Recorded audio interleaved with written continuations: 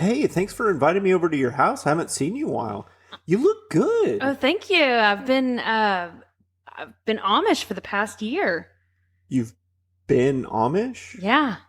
Well, why are you dressed in all Gucci gear? Like, that doesn't seem very Amish to me. Oh, I mean, it's like a lifestyle, you know. Okay, fair enough. But I don't know. I feel fantastic. I've been sleeping better. I've been losing weight. I mean, it's just been really great. So yeah. Oh, You should try it. Oh, I don't think so. I kind of like modern conveniences. Sorry. Hey, why are you using a blender right now? Oh yeah, I got to get my fruits in. Well, I thought you weren't supposed to use modern technology. What? No, I'm on this diet. Smoothie life, selfie. Wait, hold on. Wait, you're using Facebook? Yeah, I gotta Insta this. Isn't this smoothie so cute? Wait, no, I don't know much about being Amish, but I do know that you're not allowed to use social media. Well, okay. I don't think you know anything about being Amish, actually. I've been eating fruits and vegetables, only meats, no whole grains, and I feel fantastic. I think that you're on the Atkins diet. Pretty sure it's Amish. No, haven't you ever seen Witness? This is definitely not Amish. No, I've never seen that movie, but I am witnessing these little pounds melting away. You haven't seen it? You haven't seen it. No way. You're out of order. You're killing me, Smalls. Fasten your seatbelts. You're tearing me apart. Houston, we have a problem. What we've got here is failure. Conceivable. God damn you all to hell! Hello and welcome to You haven't seen it? The podcast where I force my wife to watch movies she never cared to see. I'm your host, Joey. And I'm his wife, Erin, the woman who's not Amish who gets to dance. Yeah, you dance quite a bit. I love dancing. You dance at the grocery store? I dance anywhere I can when there's music. Yeah, you're just a goofy person and you like to show it in public. Yeah. I just like to dance. It's fun. Yeah. Especially when the music is good. I like to be goofy, do like a goofy little jig, but I do not like dancing. Yeah. I'm very embarrassed to dance in front of people. Yeah. Which is a little sad for me because I love to dance. Yeah. But that's okay. I feel like something that I've noticed about myself is most of the people that I've ever dated or anything like that were not dancers. They never danced. Which is so weird to me because I love to dance. Yeah, that is kind of weird. But every single guy I've ever dated never wanted to dance. I went to prom 3 times. Wow. 3 times in my high school career. And I only danced at one of them. And the only one I danced was my senior prom because I took a friend and not a boyfriend. Wow, Erin, that's a real humble brag on your part. I went to prom 3 times and I only got to dance once. Boo-hoo. Yeah. The whole time I was at the other 2 proms, I was like, let's go dance. And they were like, I don't want to dance. And I was like, oh, fuck you. See, I didn't even... Fuck you. What do you want to do at prom then? See, I didn't even go to prom. I didn't go to my senior prom just so that I wouldn't ruin somebody's time. Well, good on you. Yeah, good on me, right? You married someone who didn't dance but has some virtue in there somewhere. Yes, very much so.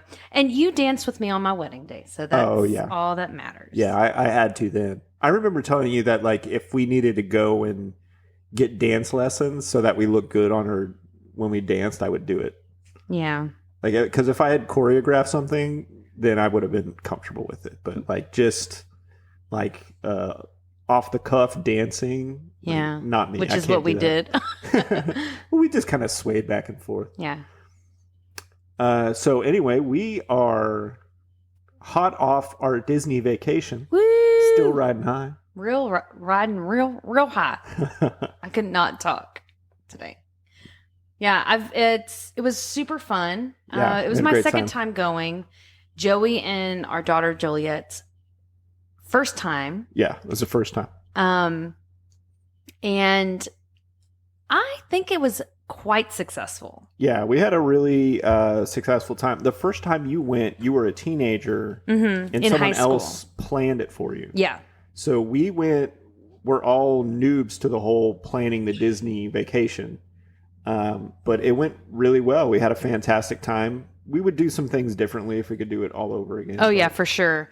The whole time we were there, we were kind of like, oh, if we did it again, we would do this, this, and this the whole time. But it wasn't ever like, oh, like we really screwed up. We should have done this. It was like, oh, this was fun. But you know what would be even funner is if we did this. So it was all super enjoyable. If you are like, I don't know if I should go to Disney, well, try it out. You might enjoy it. It was really fun. You are going to spend some money, but if you're going in thinking I'm going to spend money and you pre-plan to spend money, it's nothing. Like we didn't even we had a pretty big budget to go. But we didn't come close to we spending didn't even it all. spend half of our money at the parks that we were supposed to, or that we planned to spend. We planned about almost $1,000 a day, Yeah, and we didn't come close right. to spending that much. So it all depends on how you take it. I feel like there's a lot of people that are trying to like budget Disney, and they have a terrible time because they're like, oh, I can't do like Lightning Lane. We did Lightning Lane every single day at every single park. We got to ride everything we wanted to for the most part, unless like there was one ride we didn't get to ride because of rain and bathroom breaks. Yeah. I would definitely suggest like saving up the money and doing it right. You need at least, well, not at least, you could do it for less, but to really get the whole experience of staying in the resort, going to all the parks and stuff, doing Lightning Lane, buying a little bit of merchandise, trying all the different food. I would say probably $1,500 per person per day Yeah. would be good. Which we had 3 people. So Yeah. One was a child too, yeah. but no, maybe not even that much. I was about to say, I don't even think we spent that much. Okay. Between $1,000 and $1,500 per day per person. And you will probably have some money left over at the end of those days. But I'm just saying, like, as a Cushion. rule of thumb. Yeah. And then some people do stuff like they will go see a timeshare presentation and get a free hotel. But then you have to get a rental car to go back and forth. But we didn't do all that. We wanted to stay at the resort. We wanted to do the whole thing. The one thing that I would say we really, really should have done was we shouldn't have woken up at 2:00 in the morning to catch a flight Yeah. at 5:00 in the morning because we were too exhausted Yeah. the first 2 days. And our daughter was really exhausted. She's only 8. We should have just added the extra day on at the resort and have a day to rest, or either show up mid-afternoon the first day and just hang out at the resort until the next day. Yeah. That's where I really feel like we should screwed up. have came in on Monday, stayed at the resort that day, had dinner there, swam because she wanted to swim so bad, but we could not swim. And the one day we had a chance to swim, it started thundering, so we couldn't. And she was super upset by not swimming because it was a pretty cool pool. Yeah, it was a huge pool. Yeah, there were 2 of them at the resort we were at. But she really wanted to swim, and we didn't get that chance to do it. So for our next go round, we would definitely plan a minimum of 5 days there. We wouldn't do just 4. Yeah, unless you know there's like a park that you don't want to go see. Yeah. But I suggest going to all the parks. Yeah. I think they all have everyone something. has something to do. Yeah, every that's single one has something unique that's fun that I think anybody can enjoy, unless you're just not a theme park person. You could also do like the park hopper and do 4 days of going to one park for a smaller amount of time and then going to one of the other parks for 2 days. or just going to a different park the second day, or maybe minimizing the amount of days you go to the different parks by just doing a park hopper. Yeah. Yeah, if you can afford the park hopper, I'd say get it. Just, We just in didn't do case- the park hopper. Yeah, like I think the first day we were at Animal Kingdom, we got kind of bored with it midday, but we couldn't go to any other parks. Yeah. Like we could have hopped over to Magical Kingdom to see like some fireworks at night or something, but we didn't get the hopper because when we first started planning, we were like, we gotta do this for a minimal amount of money. But then by the time we went, we had saved up more money. So Yeah. But everything worked out really great. We had a fantastic time. Is there a ride that you would... Oh, and I would put, like, if you don't like theme parks, if you don't like big crowds of people, just stay away from Disney. If you're not a Six Flags person, just don't go. Yeah. And I would also say, like, Disney is like Six Flags on steroids. So there's a lot of people there. There's... If you don't want to buy the Lightning Lane and to get through the lines quicker... you're going to be standing in lines the entire day. We probably got through as many rides as everyone else got to go through, but with the Lightning Lane, we were able to like skip the line. So while people were waiting in line to get on the ride, we got to go eat lunch or go have a snack or go to a show. There were several times where we went and saw a show, had a snack, and then went on our ride. Yeah, And had time in between. The Lightning Lane doesn't really get you to the ride any quicker because you have to schedule a time to go. What it does is it makes it so you don't have to physically wait in line. Yeah, you reserve a spot. So at Disney, there's all these places to eat, all these quick service eateries that you can go to. And also there's like all these shows that are literally like 25, 30 minutes long. Which is a perfect time. Yeah, and it's all by design. So, like, we were waiting to go on one ride, and we went and saw, what was that? Beauty and the Beast. Yeah, we saw Beauty and the Beast. We saw a couple of 3D short movies. And the Indiana Jones stunt show, which was really cool. Yeah. Yeah, we got to see so much stuff, and it was because of all that, because of the Lightning Lane thing. Yeah. So if we hadn't got that and we had to wait in all those lines, I would have been like, I don't know if it was worth it. Yeah. But we got to do a lot. Yeah. And then also some of the Lightning Lane, the Lightning Lane's not super expensive. It depends on which park you go to, but it ranges anywhere from like $15 per person to like $28 per person. Which compared to other theme parks, at Six Flags to do like the Lightning Lane, it can be like upwards of like 30 plus per person. So $28 to ride every single ride except one ride at each park you pay an extra amount, which is like $15 per person again. So you do pay an extra for only specific rides. Yeah, the really, really high demand rides. High demand rides. So like Tron, like Guardians of the Galaxy, the journey through the Avatar, the Avatar one.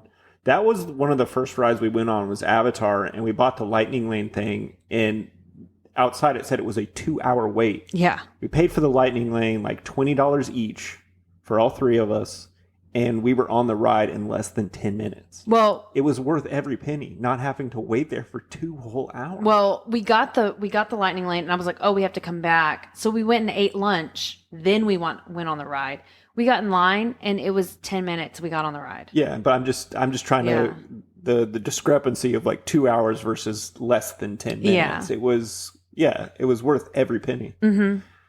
Yeah, and we were able to eat or go see a show, so you're totally maximizing your time. Lightning Lane was a must, in my opinion. Yeah, it was a lot of fun. So if you're planning on going to Disney, we'd love to talk to you about it. Yeah, maybe we should start an offshoot podcast.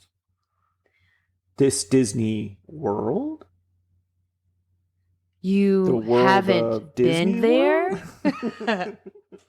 That'd be cool. The world of Disney World. Okay. The land of Disney World. You haven't been there. You haven't been there? And we talk about theme parks. Oh yeah. That would be cool. Or just like if we were like people who traveled a lot, we don't have enough money to travel Yeah. that much, but we could do a show called You Haven't Been There. That would be super cool. Yeah. Okay. Anyways. So what movie are we going to be talking about today? So we are talking about the movie called Witness. Witness. Can I get a witness? All right. So this is a movie from 1986, I believe. No, 85. It is directed by Peter Weir. Screenplay by Earl Wallace and William Kelly. Starring Harrison Ford, Kelly McGillis, Lucas Haas, John Rubez, I'm probably not saying that right, Danny Glover, and Joseph Summer. It's won an Academy Award, I believe. It was a big hit. It had a budget of $12 million, but grossed $116 million. So it made a lot of money back. And people who are in the film business or film school graduates would know that the script for Witness is often cited as learning material. Like it gets used a lot because it's such a tight, perfectly written script that they use it as a clinic to teach people how to write screenplays. So when you're reading screenplay books, it'll bring up Witness a lot. That's cool. Yeah. Little insider knowledge for you. So, Aaron, did you know anything about this movie before we watched it? I had no clue about it. Per usual. I've got to stop asking you this because it's just like it kills the podcast. Did you know anything about this movie? Nope. I don't have anything to say because No, I don't know anything. In the podcast now, I don't know. I don't know. Stop. Don't talk to me. Well, I just didn't know any. Before we watched this, I had no clue about the movie. I didn't know it existed. I don't know most movies. Yeah. So you know who Harrison Ford was, right? Yes, I know who Harrison Ford was. It took me forever to remember his name. I remember there was one point where early in our relationship, like I was like, that guy from Star Wars, and you were like, who? Like, which one? And I would be like, I don't know, the guy. And you would be like, which one? And you would get so frustrated because I didn't know how to, I could never remember his name. And you were like, Indiana Jones? And I was like, I don't know. Wow, Aaron, you make me sound like such a freak in that. Tell me, who is it? No, but I just could not remember Harrison Ford. And it took me a really long time to remember his name is Harrison Ford. And there are still times I'm like, wait, what's his name? I feel like I'm making myself look stupid. No, it is like, you didn't grow up watching his movies, but he does, like, Harrison is not a common first name. No. It sounds more like a last name. And then his last name is like a short word, which is also a car. So I could understand. He has two last names. Yeah, he kind of has two last names. I could understand how his name would be a little bit more forgettable if you didn't grow up with his movies, but I grew up with Indiana Jones. Like those are some of my favorite movies when I was a kid. I would put on like a jean jacket and go find a rope and like go play in my backyard as Indiana Jones. I didn't come to the Star Wars films until I was much older, like maybe around like 1920. But yeah, so Harrison Ford, and then I saw like Air Force One when it came out in the theaters. I've always loved Harrison Ford. Yeah. And I saw this movie probably when I was like 5 or 6. My mom said it was good, so I watched it, and I really liked it. And I've been a fan of it ever since. And I even wrote a paper about it when I was in college. That's cool. Yeah. I don't remember what I put in the paper. I just remember saying, like, I really love this movie. It's a good movie. I liked it. Yeah. What are your general impressions of it? I can see why they use it as like a baseline of like, this is how you properly write a script. The script is tight. Super tight. Tight. Son. So it was very enjoyable to watch. Right. And like you said, like you have to watch the movie. You can't just like put it on and go on airplane mode. You gotta actually pay attention to it because like this is one of those movies where it like the acting actually is like part of the movie. Yes. I feel like there's a lot of movies and things like that plays even, where it's so dialogue heavy and you're just like, well, I'm tired of watching this. But like the best movies, the best plays are when you're watching it and you notice things about the acting, and the acting really pulls it out. And so they did a really fantastic job performing in this movie. Yeah, this movie, this is true cinema to me. Like, this was before the era of CG. This movie has some action sequences in it, I guess you could say. Mm-hmm. But they're played very realistically, and there's not big explosions and gunfights and stuff like that. But this is like true cinema to me because it uses the whole buffalo. It's very concise. Every word is important. Every look the characters give is important. Everything's important. Mm-hmm. They didn't overuse anything or underuse anything. Everything is just super tight. And there's a lot of like people looking at each other, and you can be like, I know exactly what they're conveying to each other just by their look. Yeah. It's incredible. And the cinematography is perfect. Like they use slow motion at the right times. Mm-hmm. They use like a grainy film stock at the right time. It's just, I don't know. It's almost perfect. I don't believe in perfect movies, but if there is a perfect movie, this is close to it. Mm-hmm. Yeah, I agree. Yeah. Do you want to get into the movie? I agree. Can we stop the podcast now? Well, I mean, I don't really have anything else to add to it. I mean, you said it so concisely. Well, then just repeat what I say so I can hear my own words repeated back to me.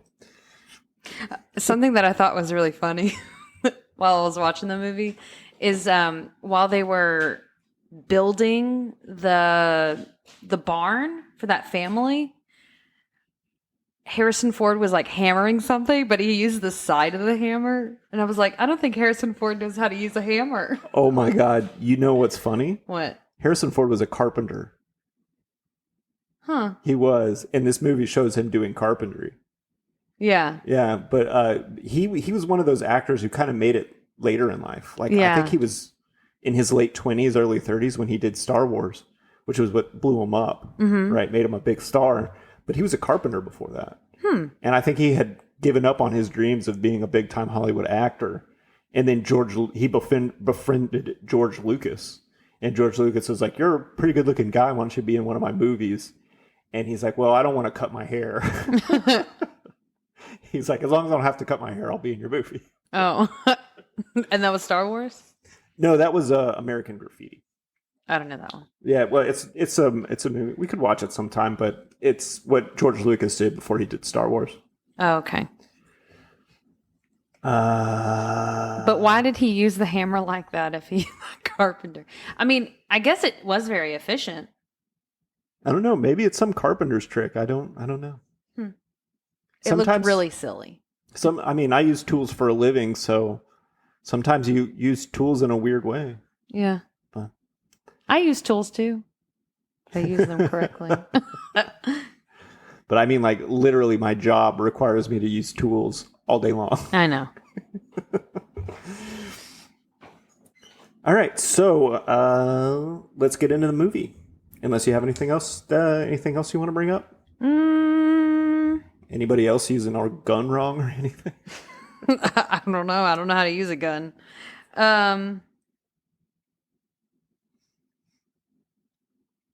So the movie opens up, and there's just a shot of a cornfield, and you see some Amish people show up. And I thought it was kind of like the beginning of The Color Purple a little bit. Yeah, that's what I thought too. I was like, oh, Color Purple. Is someone going to pop out pregnant? And then I saw everyone in all black, and I was like, oh, Amish funeral? ? Amish funeral, yeah. And we found out that Rachel Lapp, who is a Amish woman, her husband, Jacob Lapp, has just died fairly young and has left her and her son. What do they call that? Her son? They're survived by or whatever. Oh. I don't know. And I don't know if this was ever brought up in the movie, but are they living with his father? I don't know. I think it's her father. I don't know. That's one of the things I'm confused about in this movie, because usually in communities like that, when the woman marries someone, they go to live with the husband's family. Oh, maybe. So I thought, and also another thing about this movie, she's going to Baltimore to visit her sister. Yeah. If her sister lives in Baltimore, she's probably not Amish. Yeah. So, I thought that too, but I don't know how that really associates with them. yeah, the thing is, I'm wondering, like, did she marry into the Amish? Oh. Or was she always Amish? And her sister left Amish? Yeah. Because if her sister left the Amish, she would have been shunned. Right, yeah, exactly. Shun the non-believer. Shun the non-believer. Shun. Yeah, well, rewind a little bit. When I saw the coffin, I thought it was the kid. I thought it was her kid because it looked like little baby. It looked so tiny. The coffin. The coffin. Oh. And I was like, okay, so like it started off the Amish people walking they're all black, and then we go to this house and they're having this funeral, and I was like, yes, it was an Amish funeral. And then I was like, her baby died. Little coffin. And then I was like, oh, wait, no, it's her husband. Whenever I didn't find out it was her husband until way later on. Like I had to go back and put that note in. Right. Because it wasn't like, this is her husband. Someone came up and was like, hey, I'm sorry about Jacob. But it was like, it seemed like she probably would have been more distraught if it was her child. But she kind of seemed fine with it. Yeah, but the thing about the Amish is they don't really express emotions and feelings like the English, I guess you could say. Like it's a big part of the Amish, like not to express yourself in any way. Like they can't. Yeah, do being art. plain. Yeah, be plain essentially. So even when it comes to like funerals and stuff like that, you're not really supposed to cry. Probably. Probably supposed to hold it together. I think that's a big part of the whole Amish faith or whatever you want to call it. But anyway, her husband's dead. You don't even really know how she feels about it. Yeah. And then you find out, who's that guy? I want to say his name is Samuel, but that's the kid's name. Yeah, the older guy the blonde-haired guy. Yeah, who looks like Swedish rather than Amish. But yeah. You kind of get the feeling that he's interested in her. Yeah, he definitely is. Yeah. Which kind of is like, hey man, like give her husband just died. Yeah, give her 24 hours to grieve this. But you don't. I think it's good the way they're like, well, we don't really know how the people in this community feel. Yeah. Like, they're not expressing their emotions. Because it kind of makes you think, kind of makes you ponder what's going on with these people. But then you find out that she's going to go to Baltimore and visit her sister, and she's taking her son Samuel with them. Yeah, and the grandfather tells her whenever she gets on the bus or a train or something. Yeah, it was a train. He tells her like, be careful of the English. Be careful among them English or something. Yeah, like something that. like that. And he's talking about like the American people because he knows that they're dangerous people.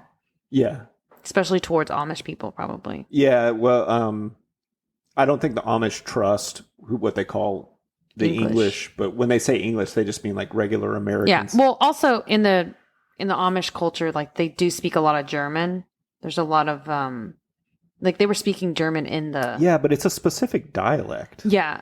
I just can't remember what it is. I can't remember either, but like there's like a very specific Amish language that they speak. Oh God, what is it?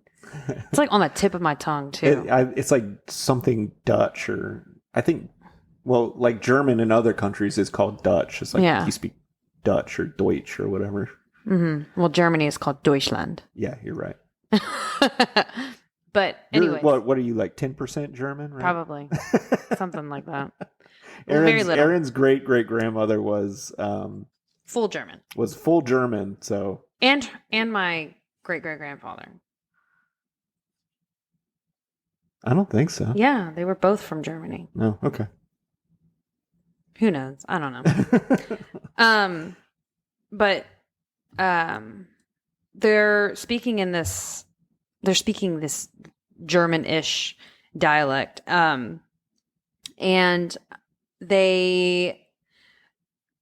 he sends her off and he says, be careful of the English. And then they go into the city, Right. where they're at a train station, They're at a train station in Philadelphia. trying to get to Baltimore. And their train is delayed. Yeah.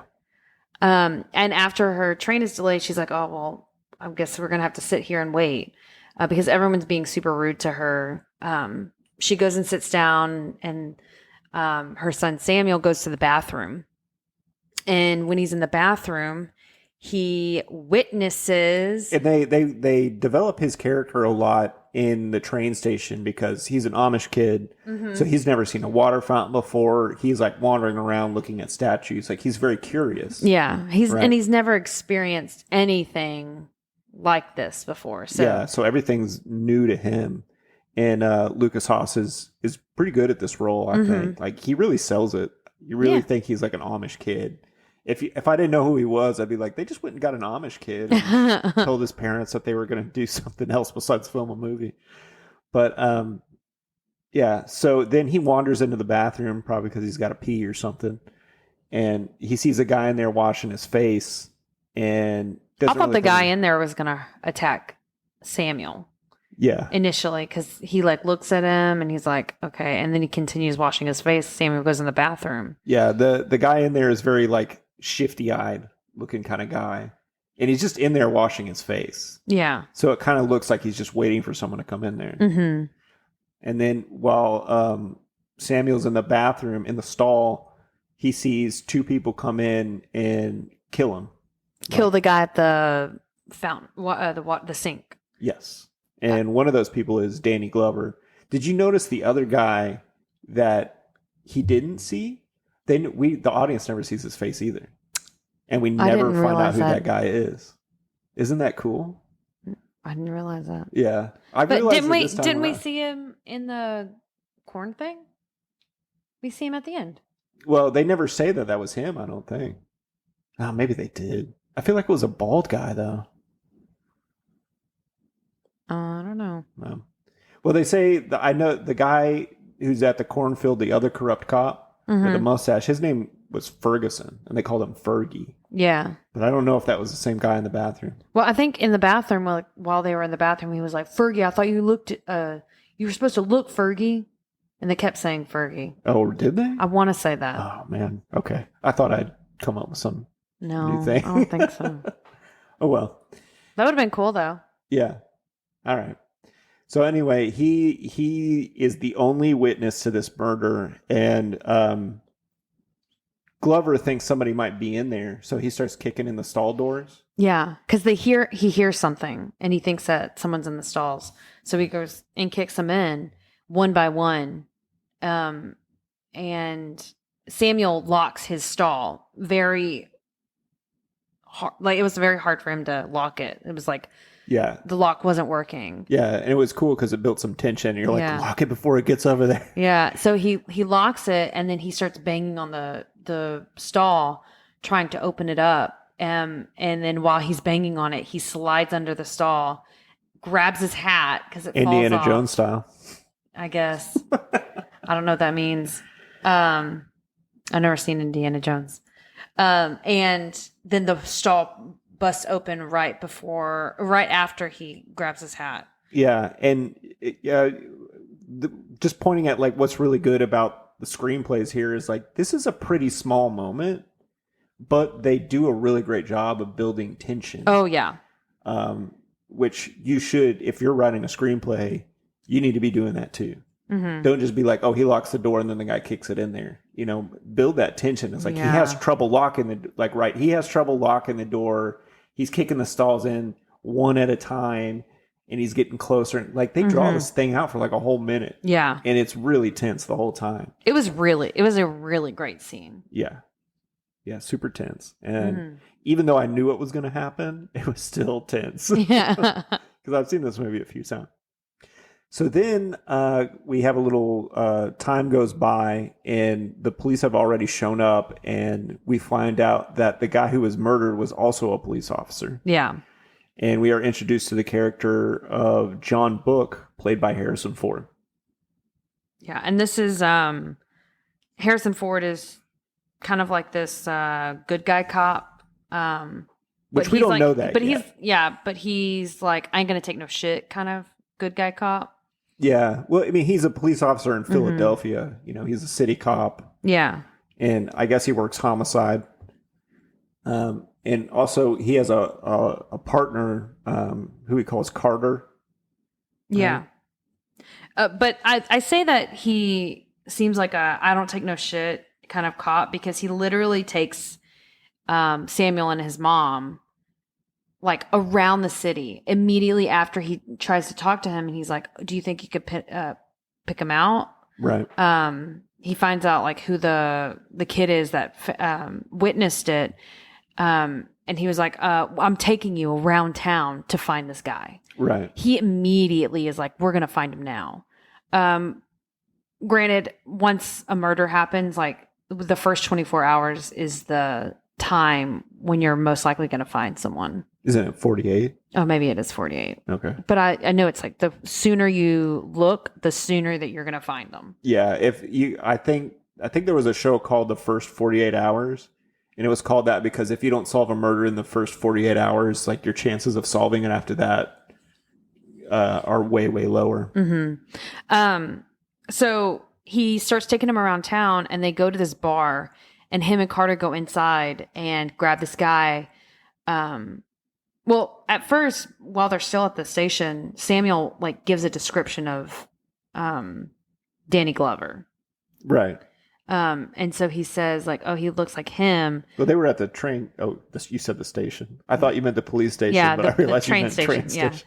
Yeah. He says he looks like Carter, and he goes, oh, so he looks like Carter, like he's a black guy, and he goes, yeah, but he's bigger. He's not a runt. Yeah, well, he said like stumpig. Stumpig, yeah. He wasn't stumpig. He wasn't stumpig. And like, what does that mean? It's like small. Like a runt. Yeah. Runt. And so he's like, he was a big guy, and Harrison Ford was bigger than him. So he's like me, and he was like, yeah. So they go around, they take him in the car, and they start trying to find the killer, and they go to this bar. Well, hold on. This is like they develop Rachel's character a lot in this moment because she keeps expressing over and over again that we don't want to have anything to do with your laws. We don't believe in violence. We don't agree with the way you do things or that you carry a gun. And she's like, just when can we leave? That's all she wants to do. Yeah, and that also kind of makes me feel like she wasn't Amish before, or she was Amish her whole life. Okay. Because like, I mean, granted, she would have learned all of those things, but also the fact that she speaks Deutsch or whatever, I would say that she probably has been Amish for a long time, but that doesn't, or maybe her whole life, but that doesn't necessarily mean that. Yeah. Yeah. But I do feel like she was Amish. Yeah, she could have been. I'm not saying she's not, but I just like the way the movie is like, we're not just going to explain to you, like you can wonder about it, and it's part of the movie. Not everything has to be explained. Yeah, not everything has to be explained, but I think it makes it better because it develops her character in your head in the way that you want it to. But you find out she's not afraid to stand up for herself and say what needs to be said. And so they go to a bar. And they grab this guy and they take him out to the car, and they press his face up against the glass, and then they're like, is this him, Samuel? And Samuel's like, no, that's not him. No, he just shakes his head slowly. Yeah. And so like Samuel really has barely any lines in this movie. It's all visual with him. Yeah. But it shows him being like scared, like he witnessed a crazy crime, and like he's also Amish, so he's not familiar with everyone around him. So him having few lines kind of plays into that. Right. But do you know what John Book is doing in this moment? No. What do you mean? I don't know what you mean Well, by why that. he goes to a bar and just grabs a big black man? No. What he's trying to identify who killed. No, what he's doing is he's saying like, look, this is a kid.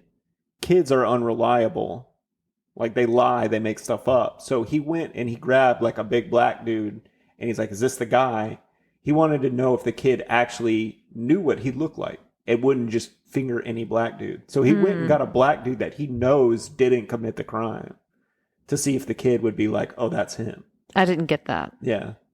Which is why he, like, when he lets him go, he's like, it was an honest mistake. Like, he doesn't want to waste his time with this kid if the kid can't actually identify who did it. And they hit this over the head a few more times later in the movie. So later they have a lineup Yeah. where it's all black dudes, and he says none of them are it. And then later they're looking at pictures of different suspects, and he's not finding them. Mm-hmm. So they hit it over the head 3 times. This is another screenwriting thing. Like, they're telling you 3 times, Lucas Haas's character knows the guy's face and can pick him out. Okay. That isn't really, like, watching the movie, I didn't get that from that. No, I mean, you're not necessarily supposed to, but I just want to talk about that. Okay. The movie is a really super tight screenplay. And one of the reasons you know that is because you're not seeing the work be done on screen. Mm-hmm. When you watch a lot of romantic comedies, you know, it's like, oh, this is the part where they have a big fight and they break up. And then 20 minutes later, you're like, oh, this is the part where they get back together. Well, I do feel like, though, in this, like, in all of these things that he's going to find these people, he has ideas of, like, these could be these people. Like, the person that killed them could be any of these guys. Harrison Ford doesn't know who did it. No. And so I think that maybe, like, the screenplay was kind of hinting at, like, he knows he can pick him out, but like that's just normal protocol. Like, you line people up and people call out people that if they're a witness, they see someone do something, they call them out in a lineup. Right. Or they'll look through books of past criminals to say, oh, this person did this. Him going to the trophy case and saying that's the guy. Like, you see, because he's on the phone when that happens, and and Samuel is like walking around the police station, and everyone is being really creepy to him. Like, this woman offers him cookies. This other guy. Oh, that's so creepy for a woman to offer a kid a cookie. No, that's not what I'm You talking think they about. put a roofie in that cookie? But it was just done in a very creepy way. Everything was super duper creepy. Yeah. There was someone else that like If you were hey, an come over here, 8-year-old kid. kid in a police station in Philadelphia, wouldn't it be creepy for you? Yeah, but I'm just saying, like, they did a great job of making it feel real creepy for that kid. I'm not saying that they didn't do that. I know you're not. It was just real creepy. But there was this guy that was like chained, like he was handcuffed to the chair, and like they did a really great job of. I know that that's what they were trying to do too. But he goes to the trophy case and he's looking at all these trophies, and then he sees McPhee. Yeah, that's his name, McPhee. They see his face, and he's like, he looks at Harrison, and Harrison sees him and goes, I've never seen you make that face before. I think you see something I think you know who did it. Yeah. And so he hangs up the phone and he goes over there and he goes, did you see him? And he points at McPhee in like a newspaper paper clipping for like being a good cop. And I can't really remember what happens right after that. Well, he knows it's bad because He's a police officer. Yeah, because he's a police officer, but he knows it has to do with corruption. So he like puts his hand on Samuel's hand and lowers it down, and then takes a look around to see if anybody noticed that the kid Identified pointed him. at, yeah. And that's when they're like, okay, we gotta hide you or whatever.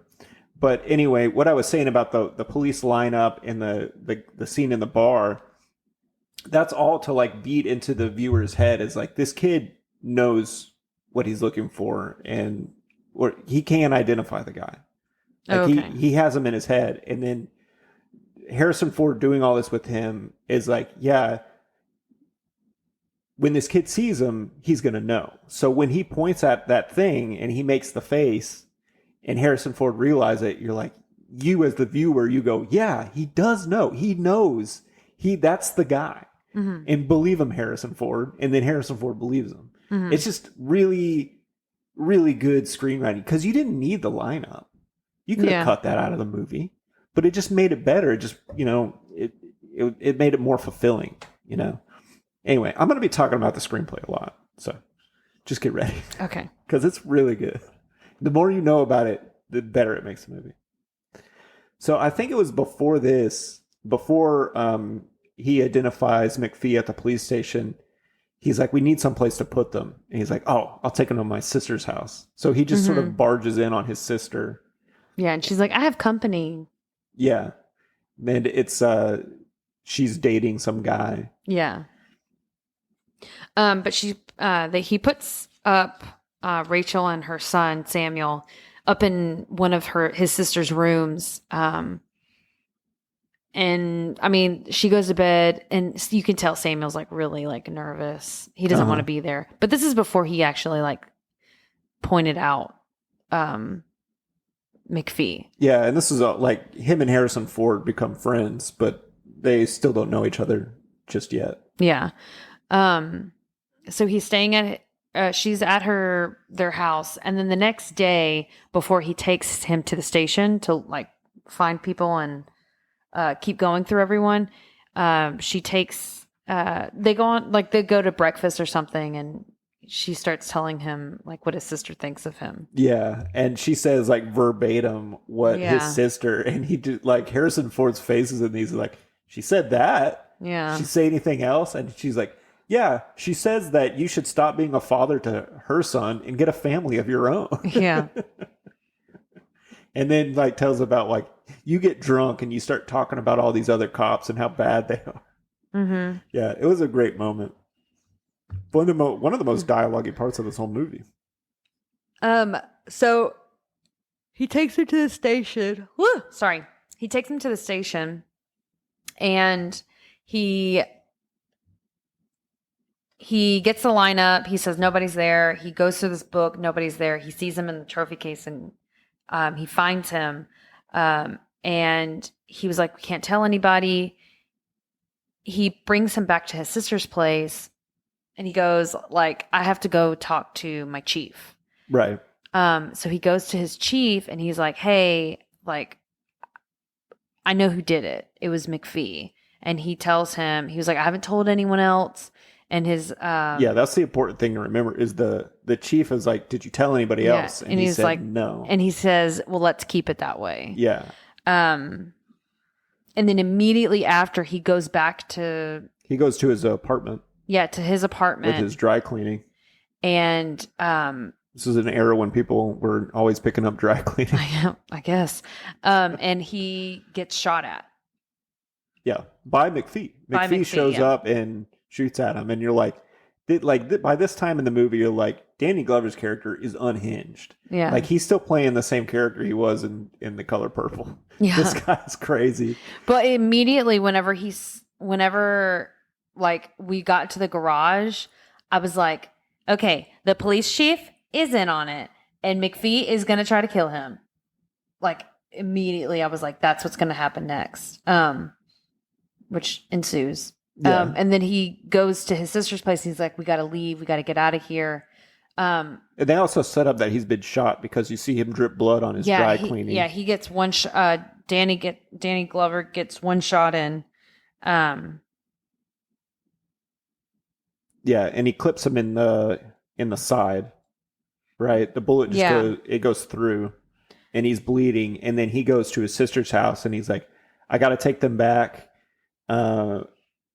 give me your car and hide my car in the garage. Yeah, Then and he calls Carter, his Yeah. partner, and he's like, "Hey, this is all what's happening. Don't tell anyone. I'm going away. I'm not going to tell you where I'm going." for plausible deniability. Yeah. And so I don't know what happens, but Carter goes and looks at the kids' like paperwork and his address is on it. Yeah, but he gets rid of the paperwork. Oh, is that what he does? I was Yeah. like, well, I don't know what he's doing with that paperwork. Yeah, he tells them to destroy everything that they have on the case, Okay. so they have no way to follow up. And then Because he that makes it all the way. They make it all the way back to and her farm. the farm that she was at originally. But I was confused because I didn't see him destroy the stuff. Oh, okay. Did we see him do it? No, he didn't. Maybe he just hit it. I don't know. But that's not. Remember, later in the movie, they don't find out where they are from a piece of paper. No, I know. That's what I'm like confused about. I was confused about. I was like, why don't you just go look at the paperwork? Right. Because I just saw it and then he puts it back in the folder and that was it. So it didn't tell me like, oh, he destroyed it or he got rid of it. I didn't hear Harrison Ford say you need to get rid of it either. Oh. So I didn't register that. Yeah. Well, I don't think he said get rid of it. I think he said something along the lines of like destroy everything. Yeah, I didn't get that. Yeah. Okay. Whatever.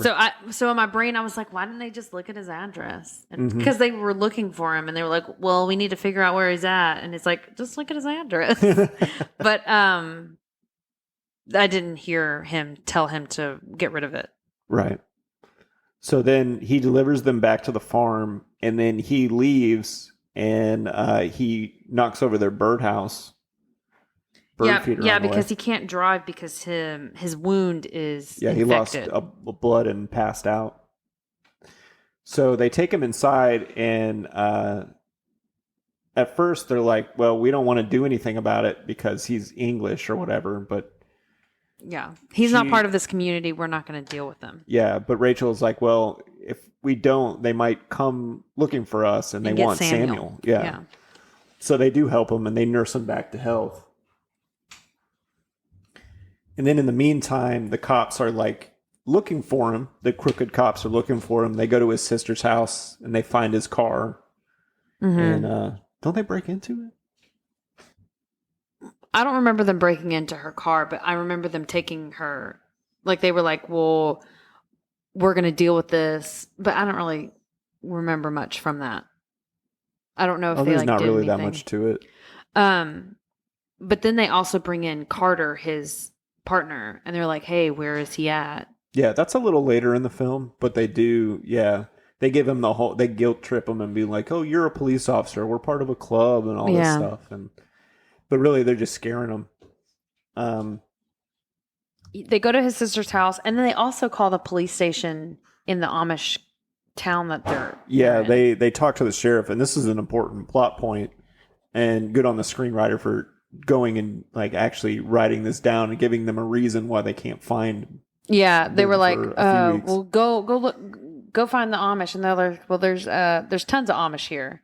Well, he says we're looking for somebody with the last name Lapp, and He was like, you know how many? that's most of the Amish people here are last named Lapp. And then he was like, well, call around. He was like, well, the Amish don't have telephones. Yeah, it was pretty funny. Yeah, it was then, a good scene. And then like I like the police chief's rebuttal is like, thanks, it's been an education or something. Yeah. Like that.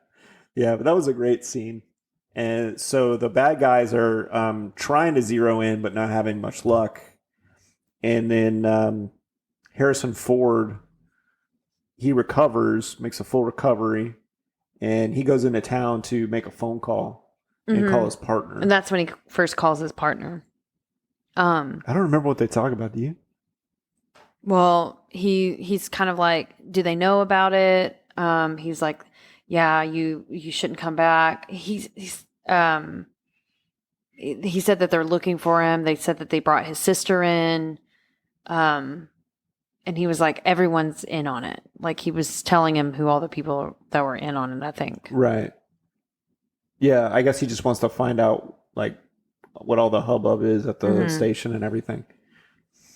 And if he could go back. Yeah. which he can't. So Book doesn't really know what to do.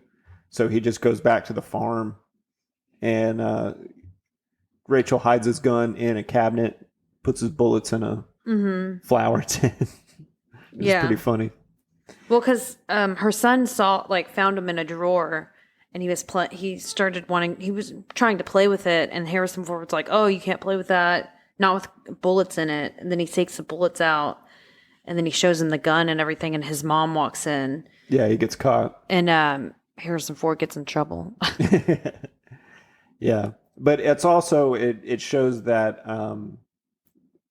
that partially this is in the script because it shows that Harrison Ford is respectful of their ways, and like he knows that he's staying at their house and he has to follow the rules. So I think that's really why they wrote that in there, because he didn't need it. The gun, it's not a Chekhov's gun situation. It doesn't really ever come back. But then now that he's made a full recovery, they're like, "Oh, can you milk a cow, and can you help us raise a barn?" And like he's starting to become part of the community and by doing works for them, and he's trying to rebuild the birdhouse that he knocked down. Yeah. And he even is going into town with some of the other Amish people and just kind of helping out just in the community, not just in their own home. Yeah. And I like that they didn't try to make it a fish out of water movie all of a sudden. Like you could totally see this, like if this was a Arnold Schwarzenegger vehicle. You're like, what am I doing among the Amish? No, all I know is how to shoot gun. I do a terrible Schwarzenegger impression. Yeah. But this movie doesn't do it. And then they kind of, the blonde-headed guy's name, like he's starting to pick up that Harrison Ford and Rachel have this chemistry. Yeah, have chemistry. They're kind of like eyeing each other. Do you think, here's another interesting thing, like she nursed him back to health. Do you think it's a Nightingale syndrome situation, or do you think they're actually in love? What is Nightingale's syndrome? So sometimes, I don't think it's actually called that. I don't think that's the actual psychological term for it, but it's been used to describe like nurses who fall in love with their patient. Gross. But by taking care of somebody, you develop feelings for them. Do you think it's that, or do you think she actually is in love with him? Well, I mean, he also has been taking care of her. Right.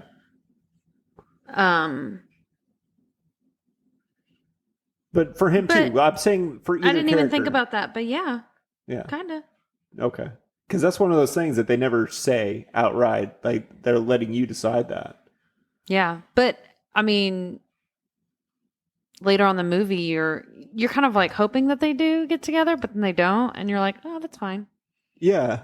Because they don't need to. No, they don't need to. It's yeah, that's another really great thing about this movie is like it doesn't really end. It doesn't have a necessarily happy ending, but it doesn't have like a terrible ending either. Because nobody else dies. But it's also not a fairy tale ending. Yeah. You know?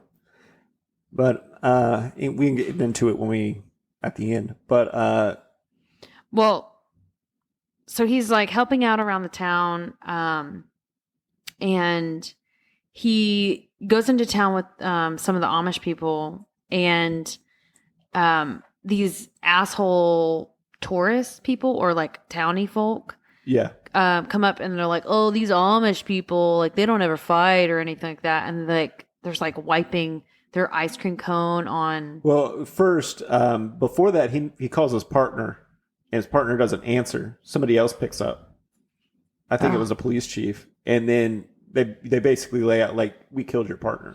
Oh, so he calls him and he goes, I need to talk to Detective Carter. And then they send him through this other line, and this other guy picks up. The other guy says, this is this department. And he goes, I need to talk to Carter. And he goes, who is this? He goes, I'm a friend. And then he says, well, Mr. Carter has been murdered. He doesn't say that. He's been killed in the line of duty. Yeah, that's right. He says he's been killed in the line of duty. I think it was like an official kind of like, if you call a police station after a police officer dies, that's what they're going to do. Yeah. Well, he talks to that chief guy. Right. He calls him at home later on. Oh, right. But it was on the same scene, though. I don't think so. I think it was.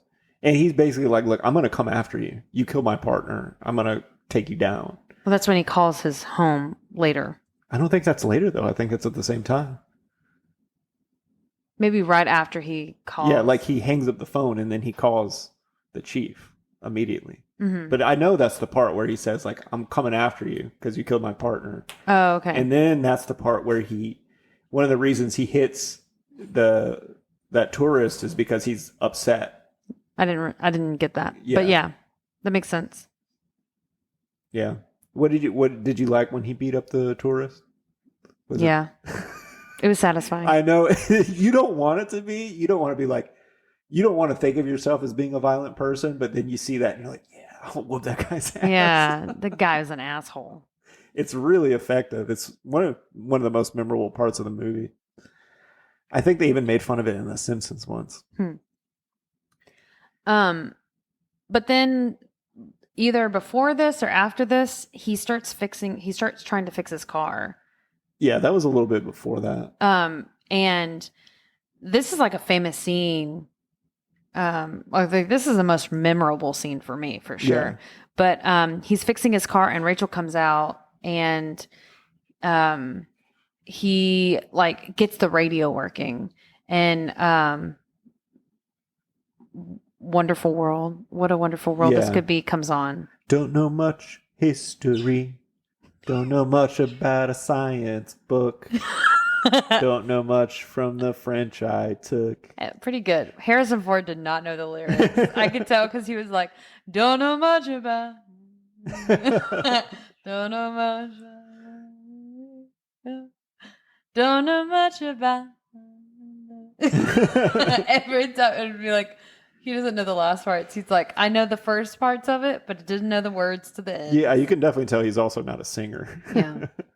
But I love that song. Yeah. And even though he doesn't know the words or how to sing very well, he's very charming. Playing it into it, yeah. He's very charming and charismatic in that part too. I think. And this is where you see that chemistry coming out in both of them. So like you see like they're flirting, they almost kiss at one point. Yeah, and she's laughing. She's having a great time. And her dad walks in. Yeah. And he's like, you shouldn't be dancing. And she gets in trouble for dancing. Yeah. And then right after that, she like goes back in the house and he's like, they're going to think you're improper and then they're going to shun you and I won't be able to see you or Samuel. And she was like, don't run my life, Daddy. And I was like, hell yeah, don't let your daddy run your life. No, she had a really good line in here, but I can't remember what it was. I mean, that's just my gist. I know. I'm just trying to remember what it was. It was a good line. And it was like, yeah, she's right. Mm-hmm. I wish I kind of want to look it up now. Then he punches the guy. After he punches the guy, they start building a barn. Yeah. And Viggo Mortensen is like a background actor in it. Mm-hmm. Yep. From Lord of the Rings. Something about this movie is like things just happen. Like all of it is like getting into like all of it is important, but there are things that just like kind of happen that you just got to get through. Like them building it just shows them like they're like staring at each other from like her cooking for them and him building this thing, sweating. She brings him lemonade, and it's just showing their connection. But it's also showing like that the rest of the community is starting to catch on. Yeah, and being kind of siding with him. Yeah, and her little suitor guy that she has no interest in doesn't like it. He doesn't seem that bad about it. Like he's like, you're gonna go home soon. It's okay. And he's like, that's it. No, I think you could really tell like at that moment on the table though, he's really unhappy about it. Mm-hmm. Especially now that the rest of the people are starting to talk about it. Yeah. But you can tell like they show them together multiple times and they have no chemistry. They have the opposite. Like I think that's the only reason his character exists at all. It's just like So we could see the juxtaposition of what a normal Amish relationship would be like, where they're courting each other and not touching and stuff like that. Because they're sitting on that porch swing together and there's like 2 feet of space between them. Yeah. But somehow it's like, oh, they're thinking about getting married because that's what you do. Yeah. But after that, they go back to their house and she goes upstairs and she takes a hoe bath with the door open. A hoe bath? Yeah, that's what it's called. When you okay. just like wash your body without getting in a shower. Oh. Hoe bath. Okay, sure. And whenever she did that, I was like, you left the door open. What if your son saw you taking that hoe bath with the door open? Or your grandfather or your father, whatever he is to you. Right. Like, yeah, there's a possibility that Harrison Ford sees you.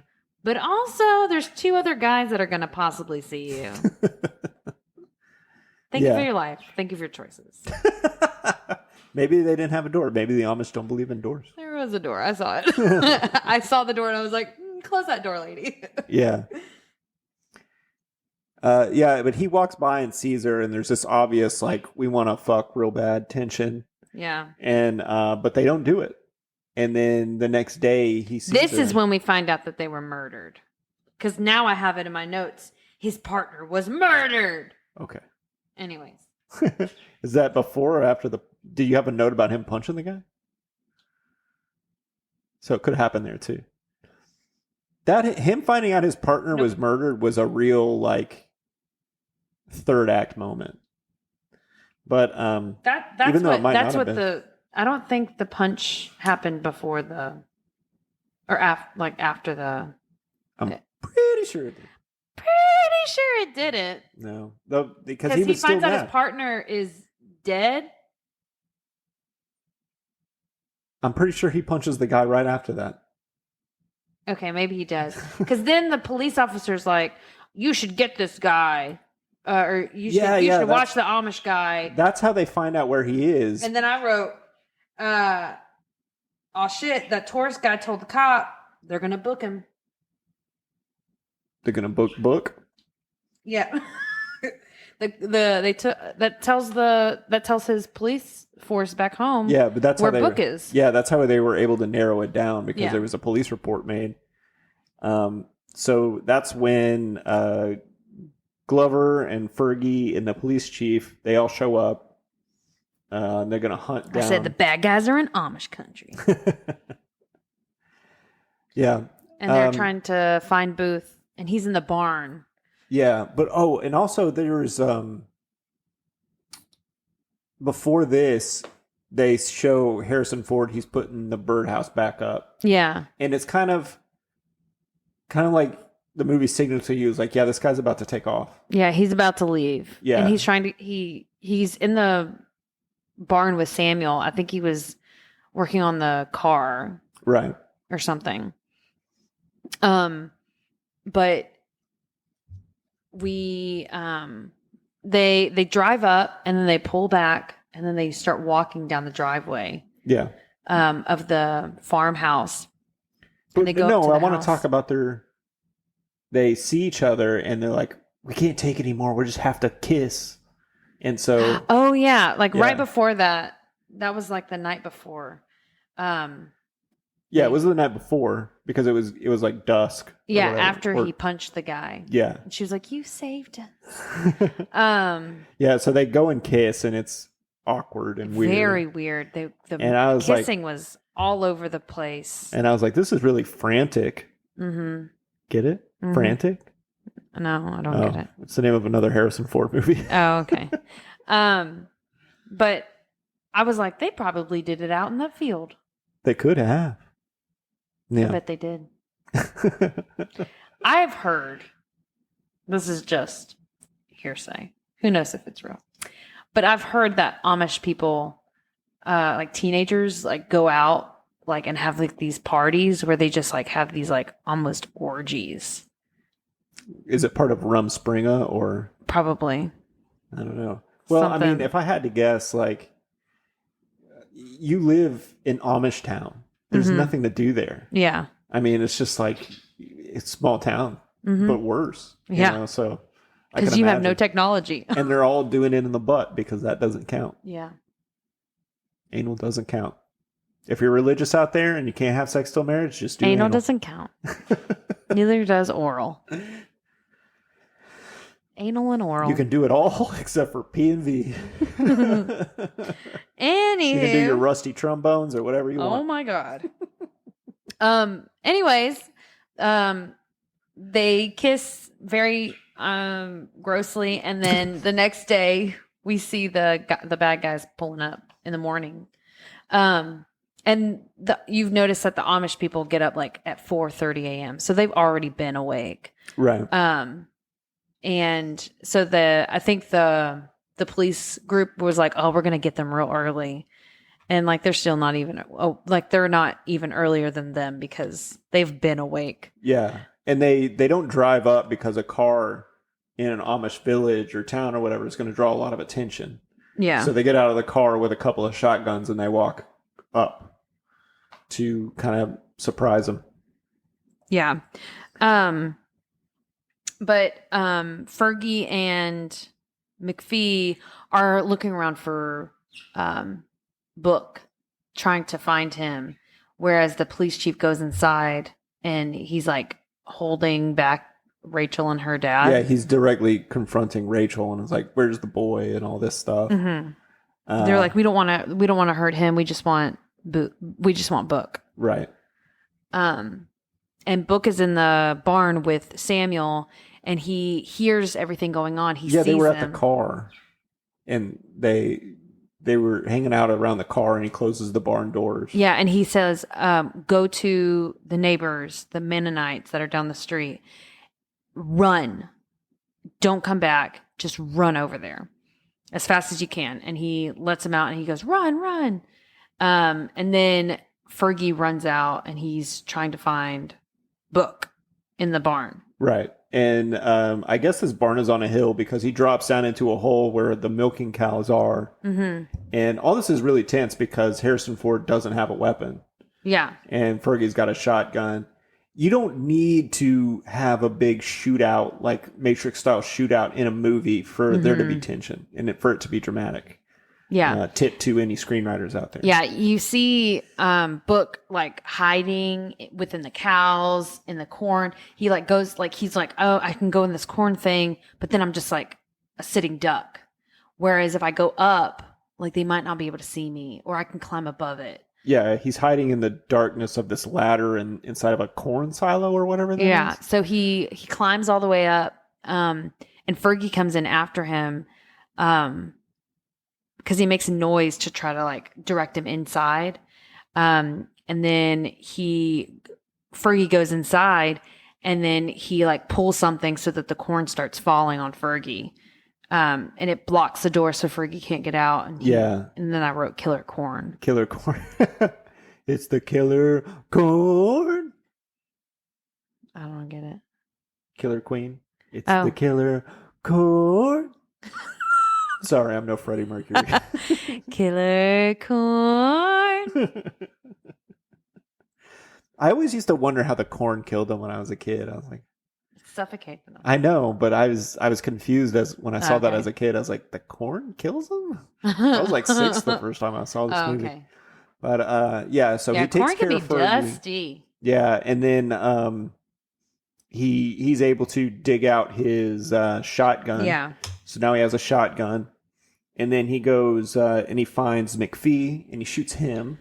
Yeah, but before that, they hear the sheriff inside hears a bunch of shots being fired, and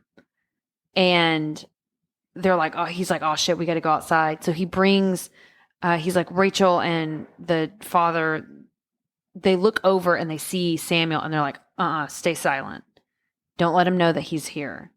And then they walk out. And then the grandfather goes to the door, and he just makes this motion of like ringing a bell, like pulling down, like, you know, like when you have like a truck next to you and you're like, honk, honk. Yeah, it's like when you go to Taco Bell and you had good service and you ring the little bell before you That's go a out. thing? Yeah, you never seen it? You don't No. like Taco Bell. Okay. Anyways, but he says like ring the bell. You can ring my bell, ring my bell. My Killer Queen was better. Killer Okay. Corn, I mean. Anyways, so he takes him out to the barn, and then he hears the little boy like ringing the bell. And he's like, tell that boy to stop. And so the grandfather goes back to tell him to stop. And then you see a bunch of Amish people like climbing over the hill Yeah. through the cornfield or whatever it is. Because I like that they don't have to explain it in the movie. You just know, like, when he starts ringing the bell, it's like their way of saying, like, hey, we need help. There's trouble over here. Yeah. And I said, the Amish come to save the day. Yeah. And then Book shows up at the same time, and he, like, starts getting mad at the chief. He's like, what are you going to do? You going to kill us all? You going to kill me? You going to shoot him? You going to shoot Samuel? And then Rachel gets really upset when he grabs Samuel. And he basically just talks the chief into, like, giving up. Yeah. I don't know who says it, but someone says, it's over. Enough. Yeah, I think that was Harrison Ford who says that. And he's basically just telling the chief, he's like, it's the end of the line, man. It's over. You've lost. And you can't just kill everybody. Yeah. So that pretty much wraps up the whole story. There's a little time jump, and John Book is back in his normal clothes. Yeah. And the police are leaving, and he's going to leave the farm, and he has like just a moment with Rachel, but it seems like all of her love and passion for him seems to be gone. Don't you think so? I didn't get that. No. It seemed like she was like, oh, he's gone forever. And then that other guy is like walking down or riding a bike or something. Yeah, he's just walking. Yeah, walking down the road the other way, like toward the house. Right. And it's like, she's going to marry him. Yeah. But I feel like in that moment, not in the moment, but like somewhere between them having sex in the cornfield, if that's what they did, she decided, like, I'm not going to go away with this man. Like, I'm going to stay Amish. And maybe my romance with him, it was just limerence. You know, it was just a momentary thing. I'm like, this is where I belong or something. And also the way he looks at her, he's like, and this is just me making this shit up. Yeah. Like, this is just how I feel. I'm not saying that this is the intention of the screenwriter or the filmmakers or anything, but he kind of looks at her like, yeah, I want a wife and a kid, and I'm in love with them, but this isn't where I belong. You know? Yeah. This isn't my world. So, and then the father, he says, and this is a callback to earlier in the film, he says, you be careful out there among them English. Yeah. So it's kind of like a symbolic of being like, you are Part of us. Yeah, you are part of us now. Part of your world. We're real singy today. Yeah. Oh, well, it's better than me singing. So, yeah. And he drives by that blonde-haired guy, and the blonde-haired guy still doesn't seem to like him that much. Oh, he like waves at him. Yeah, he waves at him, but that's it. When Harrison Ford even stops and is Yeah, like, he stops, and then the guy's like, gives him like a half-hearted wave. And then it's just like two ships passing in the night. It wasn't like we're buds now. I got that though. Yeah. No, I got that they were like, hey, we're cool. We're good buds. Yeah. You think so? Yeah. No, I don't think they like each other that much. But anyway, everything just sort of the ending isn't happy, but it's not sad. It's just like everything sort of goes back to normal. Mm-hmm. And we get to be back in the normal world. Which is like how most things end in real life. Yeah. What did you think of the ending? I mean, I was like, it wasn't like some fairy tale ending, but I thought it was good. I was like their ending. I did want her to leave with him. You did? Yeah. Because she didn't seem happy. Like, I mean, she did seem happy in being Amish, but like, she seemed happier not. Like, doing those things that the Amish don't do. She seemed more happy doing those. But also, the temptation.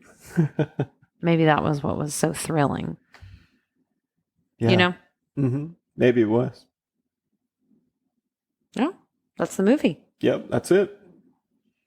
That is the whole movie. Okay, so you have something that you want to present to me? Joey, I would like to get your no bullshit assessment. Oh. That's what I've been waiting on. Oh. Aaron, I want to get your no bullshit assessment. I forgot how this podcast works. My no bullshit assessment, Disney did this to us. No, I've been at work all day. Give me a No, break. I know.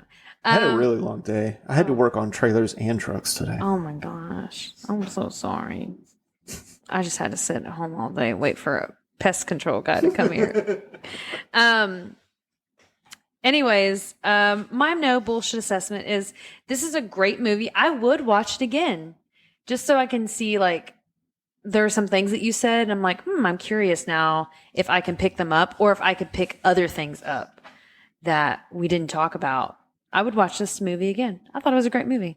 Yeah, me too. I love this movie. Every time I watch it, I notice something new or like some sort of new notion pops up because of the subtlety of the screenwriting and the fact that they don't just say everything that's going on. You're left to wonder about, like, what was her sister's deal? What were they really thinking about at the end of that movie? Because that's what I really want to know. Because they don't really even have a scene together at the end of the movie. They just look at each other. Yeah. And it's like, okay, well, I guess back to our lives where we were. Back to the old grind. Because they were kind of both unhappy. Yeah. Like, they had some unhappiness in their lives. Mm-hmm. But they did, like, he likes being a police officer, and I think she likes being Amish. But there was an unhappiness to them. Yeah. But anyway, I'll go off on a tangent if I keep going. Yeah. So we're going to play a little game. And this game is called Fuck, Marry, Kill. FMK. And Joey is going to have be presented three people or three characters from movies. This round, we're doing three different Harrison Ford characters that he has played. Do you know the names of the characters? Two of them I do. Okay. So yeah. The first character is Han Solo from Star Wars. Needs no introduction. We have Indiana Jones from Indiana Jones. Also needs no introduction. And we have the president guy from Air Force One. President Harrison Ford from Air Force One. That's not his name. No, his name was Ford Harrison. No, it wasn't. I don't know what it. It was James Marshall. James Marshall. President James Marshall. From Air Force One. Okay, So so which would you fuck, marry, and kill? okay, we gotta fuck one of these people. Gotta marry one. Gotta kill one. Okay, so Han Solo, he's a pretty cool character. He's a pretty cool guy. He's a pretty cool guy, but I don't think I'm really showing up to Star Wars to see him. Mm-hmm. Plus, I don't really want to. I feel like a lot of people do go to Star Wars to see him, though. Yeah, because he's one of the most beloved characters. Mm-hmm. But I don't care. I like the character, but I was happy in The Force Awakens when he died. I thought that made really great stakes for the movie to see one of the characters kill their own dad. I thought that really upped Annie in the movie. So I'm just going to stick with a dead Han Solo. Plus, he's a scoundrel. You want to be married to like some guy who's going to run off? He runs off on Princess Leia, you know? Mm-hmm. But he comes back. Yeah. I guess so. Whatever. Who cares? He's dead. I killed him. And Indiana Jones, he's an archaeologist and a adventurer. He thinks a lot of things belong in museums. I will probably... I'll probably just fuck him. Okay. Because it would be like a fun adventure. Oh. We'd probably like have sex on a yellow raft that's banding as it falls out of a plane that's about to crash, and then we go down the side of a mountain. Okay. Pretty. That happened in one of the movies. Oh. And then I guess I'm only left with marrying the president. I mean, well, first of all, we'd be gay. We'd be the first gay couple, first family. Okay. So that would be pretty cool. Yeah.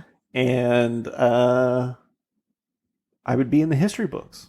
So definitely marrying Ford Harrison.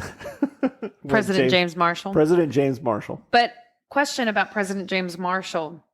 What is he like as a person? He's very heroic because he kicks a bunch of terrorists off of his airplane. He goes, Oh. "Get off my plane," to Gary Oldman. And, Oh, okay. yeah. So and he he's saves all the people on the plane before he So saves he's very himself. heroic. So that's a great person to have protect you, Joey. Yeah. Aww. Okay. Well, that has been. So you're gonna kill Han Solo, fuck Indiana Jones, and marry President James Marshall. I'm happy with all those choices. Sounds That was great. perfect. I just played that game perfectly. Congratulations. No one will ever play that game any better than I just did. So our next movie is going to be The Devil Wears Prada. How do you know what kind of shoes the devil wears? Because she wears Prada, baby. This is a movie that I have seen that Joey has not seen all of, right? Yeah, I think I saw a few minutes of it once, and maybe I fell asleep or something. I was very confused by the title because I didn't know what Prada was, and then I found out it's about fashion. I was like, oh, I thought like Prada was like a drug or something. I don't know. I'm actually super duper excited for this movie. I love this movie.